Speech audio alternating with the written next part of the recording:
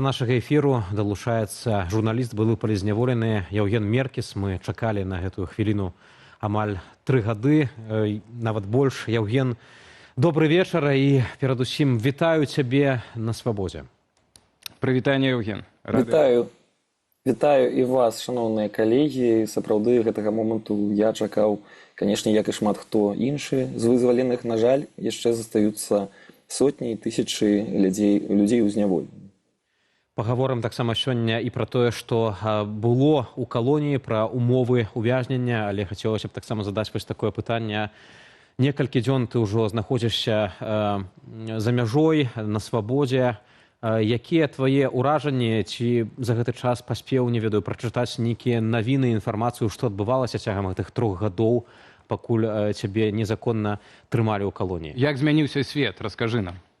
Бо мы-то ўнутры былі, не заўважылі, можа. Свет, безумоўна, крочыў наперад. Магчыма, я чакаў чагосьці большага, што ўжо будуць нейкія там трамваі хадзіць, ездзіць на Марс. Канешне, усе паспелі трохі застаць у калоніі з'яўленне штучнага інтэлекту, што ён зараз робіць з чалавецтвам. Большае пашырэнне электрамабіляў. Ва ўсім астатнім я мяркую, што людзі ўсё тыя ж самыя на волі. Яшчэ што заўважыў, навіны, в прынцыпе, мы ж атрымлівалі. Мы не былі ізаляваныя, прынамсі, ад дзяржаўных прапагандысцкіх тэлеканалаў, беларускіх, расійскіх. Была магчымасць чытаць прэсу, хоць і не ўсе выданні, которые хацелася б чытаць. Ну і далей ўжо ўзнікаў квест, калі даводзілася выкарыстоўваць свае навыкі і па драбніцах збіраць інфармацыю там з навінаў, з бягучага радка асабліва, на расійскіх тэлеканалах, на беларускіх. Хтосьці дзесьці штосьці ў газеце вычытаў і потым ужо шляхам абмеркавання разумець, да чаго гэта ўсё ідзе і спрабаваць неяк аналізаваць. То бок мы разумелі, да чаго ўсё ідзе, у тым ліку і вось пытанне па вызваленні палізняволеных, магчыма, у большай колькасці, которые вось усе чакалі, пачынаючы дзесьці з сярэдзіны ліпеня, калі спадар Кіткэлах прылецеў у Менск, і пасля гэтага паралельна вызвалілі, у тым ліку, і Сергея Ціханаўскага, бо гэта была адна з самых галоўных. Але адміністрацыя калоніі ж таксама бачыў у навінах гэты твіт Трампа, як і вы. Ці змянілася стаўленне да вас агулам да палітвязняў з боку адміністрацыі калоніі, калі гэты працэс пачаўся, так, публічных перамоваў паміж Трампам і Лукашэнкам? Ну, мы ў цэлым назіралі ўжо на працягу апошняга года, што трохі спакайнейшае, больш лагоднае такое стаўленне пачалося, але, канешне, гэта ўсё роўна было стаўленне не такое, як да ўсіх іншых. І, канешне, ўжо да апошні месяц было заўважана, што, па-першае, іх вельмі здзівіла, што Сергея Ціханаўскага вызвалілі на свабоду. Шмат хто нават жартаваў на гэтую тэму, маўляў, што вы наогул тут яшчэ робіце, калі Сергей ўжо на волі. Гэта жартавалі, гэта тыя, хто вартаваў вас, так? Адміністрацыя. Ну так, я просто чуў адзін раз такі жарт.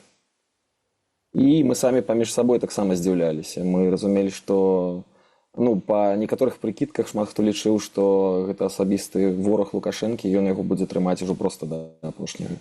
Но тым не менш мы бачылі, да чаго ішлі, да чаго ўсё ішло і чакалі. Так, атрымалася для мяне, дзякуй Богу, што я вось апынуўся ў першай гэтай групе. Будзем спадзявацца, што гэты працэс не спыніцца і людзі, прынамсі, будуць вызваленыя з нечалавечых умоваў, у якіх яны зараз знаходзяцца. Так, чакаем на волі ўсіх палітвязняў, асабліва нашых калег. Яўген, ты знаходзіўся ў шклоўскай калоніі нумар 17, туды цябе накіравалі.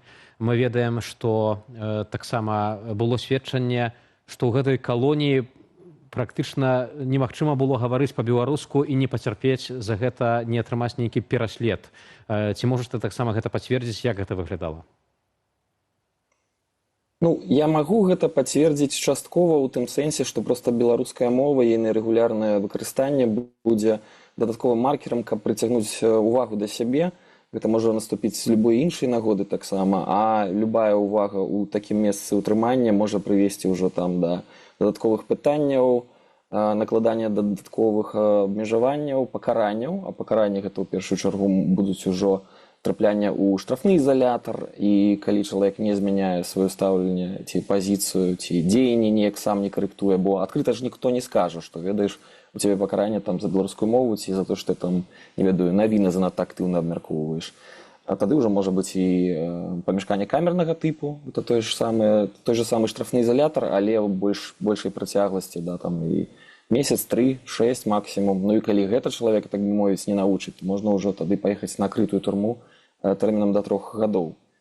І таму зразумела, што беларуская мова там не настолькі ўжо і віталася.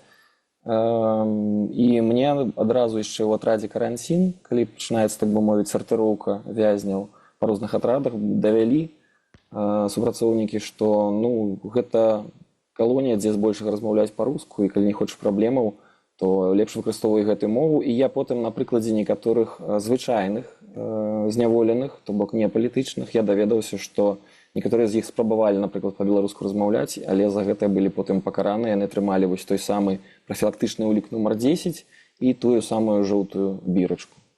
У застенках турмы трымалі беларускіх патрыётаў, забаранялі ім сваю мову. Сёння Александр Лукашенко так сказаў датычна беларусаў міжваеннай Польшчы у законе Беларусі. Так, Яўген, хацеў бы вярнуцца да пачатку нашай размовы. Штучны інтэлект і электрамабілі гэта добра, але вось пра змены, так, якія мы тут таксама, магчыма, ўнутры прапусцілі. У першым сваім інтэрв'ю на Свабодзе ты сказаў, што не хацеў бы вяртацца ў журналістыку, а больш у блогерства і аналітыку. Ці ты мог бы паясніць, вось, чаму такая змена ў цябе адбылася? І наогул, на твою думку, ці такая журналістыка, як цяпер у нас, калі у нас няма рэпарцёраў у Беларусі, наогул мае сэнс, яна камусьці патрэбная? Магчыма, мае словы былі занадта даслоўна зразумелыя. Я меў на ўвазе, што я пакуль што сябе не бачу ў журналістыцы, таму што я трохі, так бы мовіць, адстаў ад тэхналогіяў. Я не ведаю, як зараз працуе журналістыка, якія навыкі запатрабаваныя, калі шмат чаго можа зрабіць штучны інтэлект, як наогул паспець за ўсім гэтым. Гэта трэба нагнаць тое, што адбылося за ўвесь гэты час, і неяк зразумець, што я магу даць. Канешне, я хацеў бы працаваць у такой сферы, дзе я мог бы полностью выкарыстоўваць тыя прафесійныя, інтэлектуальныя навыкі, арганізацыйныя, которые у мяне, як мне здаецца, ёсць, таму я мяркую, што гэта будзе нешта досыць блізкае. Я не выключаю, што я буду журналістам ці кімсьці такім. Так што я не адракаўся ад журналістаў. Ось, то бок у цябе засталася вера в свабоду інфармацыі, в свабоду слова, в тое, што это наогул мае сэнс, так? У сённяшняй сітуацыі, асабліва, у нас няма рэпарцёраў на месцы, так? Няма крыніцаў інфармацыі, так як это было раней. То бок ты адчуваеш, што от, пабываўшы там з рознымі, так, вязнямі, так, не толькі палітычнымі, ёсць у гэтым сэнс і... Шаноўныя калегі і шаноўныя беларусы, ўсё гэта мае сэнс. Я насамрэч больш такі быў скептык у некаторых пытаннях. І беларусы, і прафесійная супольнасць, грамадзянская супольнасць, журналісцкая мяне дагэтуль здзіўляюць, бо у такіх надзвычай цяжкіх умовах яшчэ працягваць працаваць і працаваць пры гэтым на вельмі добрым і высокім узроўні, калі менавіта незалежная журналістыка задае тыя самыя тренды, і яе збольшага ўсе чытаюць, у тым ліку і Беларусі, у тым ліку і супрацоўнікі той самай калоніі нумар 17 у Шклове і іншых таксама. Яны адтуль атрымліваюць навіны. Яны даўно ведаюць, што на дзяржаўных тэлеканалах хутчэй за ўсё гэта будзе другасная інфармацыя, афіцыйнае паведамленне альбо проста расклад, дзе сёння ў Менску знаходзяцца датчыкі кантроля хуткасці, напрыклад. Гэта цікавае сведчанне, калі казаць таксама пра тое, што гаварылася ў калоніі, там у застенках. Мы ведаем, што менавіта ў шклоўскай калоніі нумар 17 загінуў Вітольд Ашурак. У 2021 годзе гэта было амаль 1,5 года перад тваім зняволеннем, перад тваім затрыманнем. Калі ты быў у калоніі, ці іншыя вязні, адміністрацыя, хтосьці яшчэ гаварыў пра смерць Вітольда Ашурка штосьці? Пра гэта, я не застаў гэты момант, бо я у Шклоў трапіў толькі ў верасні 23-го года, але вязні казалі, што дзесьці да сярэдзіны 21-го года яшчэ і сам рэжым утрымання для палітычных зняволеных быў трохі прасцейшы, нават у такіх драбніцах, як магчымасць наведваць царкву, спортзал, стадыён, альбо бібліятэку. Гэта яшчэ было ўсё дазволена. І неяк не так ужо і моцна прям чапляліся да палітычных. Але вось менавіта пасля смерці Вітольда неяк пачалі вельмі жорстка закручваць гайкі, усе пачалі вельмі масава ездзіць у штрафныя ізалятары, і пачалася практыка, калі новапрыбылыя у каранцін адразу атрымлівалі вялізную колькасць парушэнняў, і ты праходзіў праз штрафны изолятор фактычна па дэфолце. І некаторыя іншыя вязні мне таксама распавядалі, што на той момант, калі Вітольд трагічна загінуў, яшчэ, магчыма, практыкаваўся падыход збіцця вязняў, а асабліва пасля вынясення пакарання, проста даць пару нармалёвых пінкоў, так бы мовіць, збіць яго там. І, канешне, у такой сітуацыі, калі Вітольд працягваў, напрыклад, выкарыстоўваць родную мову, гэта магло стаць дадатковым індыкатарам, дадатковай нагоды для гэтых моцных і мужных хлапцоў. Былі ў мяне таксама звесткі пра некаторых асобаў, которые, можа быць, былі да гэтага мелі нейкае дачыненне, но пакуль няма магчымасці пра гэта ні з кім абмеркаваць, я не буду, можа, называць прозвішчаў, але паглядзім. Так, варта, напэўна, вярнуцца будзе да гэтай тэмы. Калі кажам увогуле пра палітвязняў, пра людзей, якія знаходзіліся ў калоніі разам з табою, вось палітвязень, які таксама быў вызвалены і вывезены разам з табою ў Літву, Максім Вінярскі ў інтэрв'ю сказаў, што там многія людзі, якія асуджаныя з палітычных матываў, але іх нават і блізка няма ніякіх спісаў праваабаронцаў. І што і сем'і баяцца паведамляць, што вось іхны родзіч за кратамі апынуўся праз палітычныя матывы. Хто гэтыя людзі, з якімі ты сядзеў, за што людзей затрымоўвалі і кідалі на тэрміны ў калонію? Так, і это такое другое пытанне у давесак. Ці можна іх падтрымаць? Так, і ці ёсць сэнс у такой падтрымкі агулам тых людзей, іх сем'і? Я мяркую, можна падтрымаць, але, канешне, гэта вельмі цяжка зрабіць, калі сапраўды іх няма вельмі часта ў спісах, бацькі сапраўды і сваякі часта баяцца дадаткова неяк адсвечваць, як кажуць.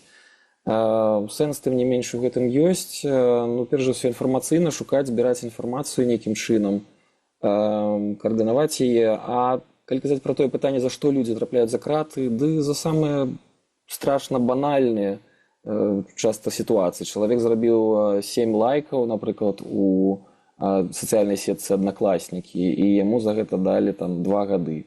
І ён потым жартаваў, што фактычна кожны лайк абышоўся мне ў некалькі месяцаў турмы.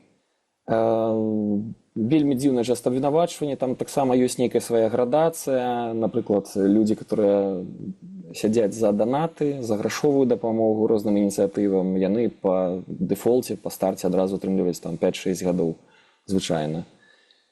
І таксама трэба разумець, што беларуская турма – гэта зрэз беларускага грамадства. Нельга ўяўляць сабе тых жа самых палітзняволеных, усіх такіх з'яднаных адзіным шыхтам, ідэалагічна загартаваных, такіх ідэйных хлапцоў. Там вельмі часта звычайныя людзі, як я ўжо казаў, проста нейкі кіроўца ставіў 10 лайк і вось трапіў.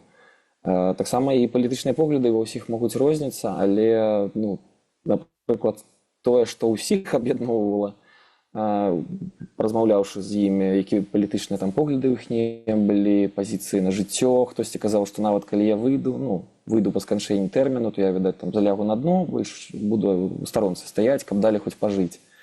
Усіх аб'ядноўвала тое, што прайшоўшы праз гэту сістэму, яны казалі, што калі раней у іх хоць нейкае паважлівае ці звычайнае стаўленне было да праваахоўнай сістэмы, на жаль, вось гэтая праваахоўная сістэма іх так перавыхавала, што пасля гэтага яны пачалі, некаторыя казалі, што я цяпер ненавіджу міліцыю, таму што і судовую сістэму я не разумею, як можна было так вось паступіць са мной з іншымі. І гэта яшчэ сітуацыя, калі твой асабісты досвед, той, што ты перажыў, заўжды гасне трохі на фоне іншых гісторый, таму што заўжды ёсць нехта, каму давялося і даводзілася і даводзіцца горш. Вось ты згадаў пра так званую праваахоўную сістэму, пра суддзяў, міліцыянтаў, пракурораў, супрацоўнікаў спецслужбаў, вось тыя, хто там працуе вартаўнікамі ў калоніі, адміністрацыя калоніі. З твайго досведу, вось калі ты бачыў, як усе гэтыя людзі ўдзельнічаюць у рэпрэсіях, практычна ў антызаконных дзеяннях, палітычным пераследзе, ці ў іх быў нейкі момант задумання над тым, што яны робяць? Ці людзі ўсведамлялі, што яны ўдзельнічаюць у нейкім такім злачынным працэсе, ці яны выказвалі неяк свае погляды на сітуацыю, якая ёсць у краіне? Больш разумныя, канешне, робяць гэта больш асцярожна, спрабуюць ніякія гісторыі не трапляць. асабліва не перабольшваць, але зразумела сістэма вось без такога асаблівага кантролю ўнутры, калі такое галоўнае негалоснае правіла, на котором выбудавана, на жаль, гэтая сістэма так званага выпраўлення, это тое, што зэк павінен пакутваць, яна прыводзіць да таго, што ў некаторых раскрываюцца садысцкія схільнасці і яны не стрымліваюцца і могуць праяўляць гэта розным чынам. Можа, не заўжды фізічна, да, фізічнага збіцця зараз няма, але таксама не таму, што яны сталі лепей, а проста таму, што паўсюль фактычна камеры стаяць і можна вельмі лёгка самому атрымаць потым праблемы.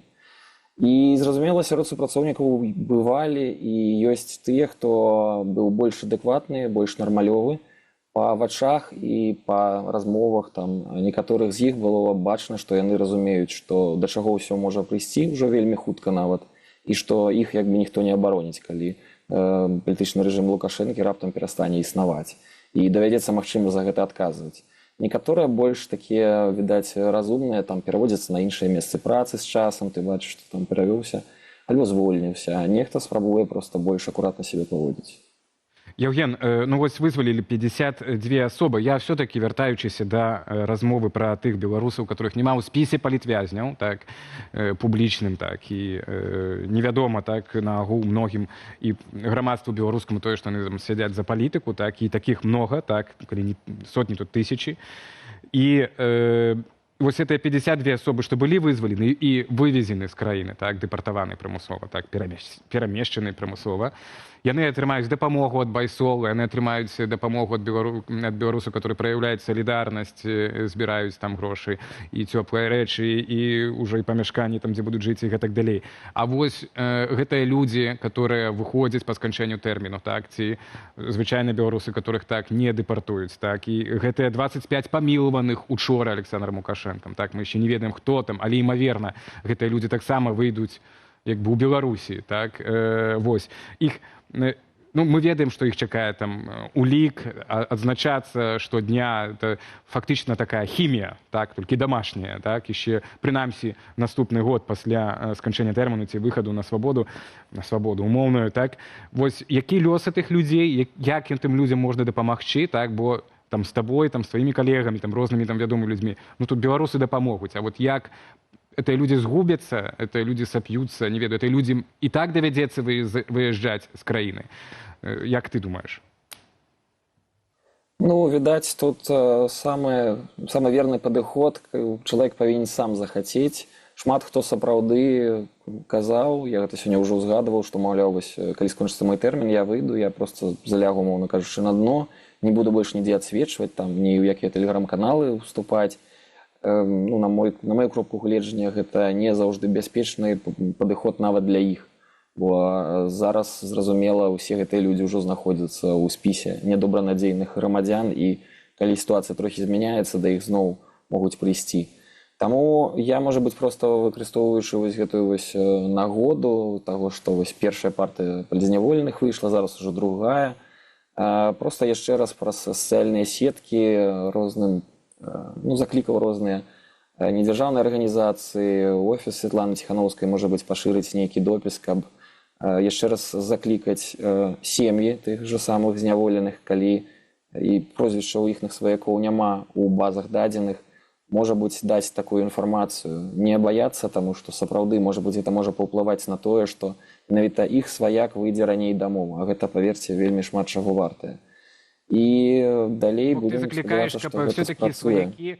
Сваякі падавалі публічную інфармацыю там в офіс Светланы Ціхановскай пра тое, што іх ці праваабаронцаў, так, ці праваабаронцаў, што іх там вясне, што іх сваяк знаходзіцца ў турме за палітыку. То бок это трэба. Вось ты там пасядзеў, выйшаў і так кажаш. Ну, гэта моя асабістая пазіцыя, таму што я вельмі добра разумею, што, ну, няма хутчэй зусім ніякай гарантыі, што нават гэтых людзей, нават людзей з звычайных прафесій, звычайных заняткаў, которые, можна сказаць, раптоўна патрапілі, да, там нехта выйшаў проста на мітынг, нехта пабыў на ім там 5 хвілін нават, і гэтага хапіла. Сур'ёзна там збіраўся ісці на яго, несур'ёзна, гэта іншае пытанне, але ён атрымаў рэальны тэрмін. Яго, напрыклад, няма зараз у базе, ён выходзіць на свабоду, але няма гарантыі, што яго не возьмуць зноў. Але я не магу дыктаваць гэтую волю нікому, я мяркую, гэта рашэнне мусіць прымаць сваякі і самі палізняволеныя. Але сапраўды такі пункт гледжання сярод асуджаных, зняволеных існуе, да. вялікай досыць колькасці людзей, што калі выйду на свабоду, залягу на дно. Мне здаецца, не заўжды працуе, але, магчыма, я нешта прапусціў. Євген, вялікі табе дзякуй, што далучыўся да нашага эфіру. Вельмі каштоўны сёння эфір, дзякуючы таму, што ты на свабодзе і можаш распавесці, сведчыць. Євген Меркес, журналіст, былы палітвязень, быў з намі на відэасувязі.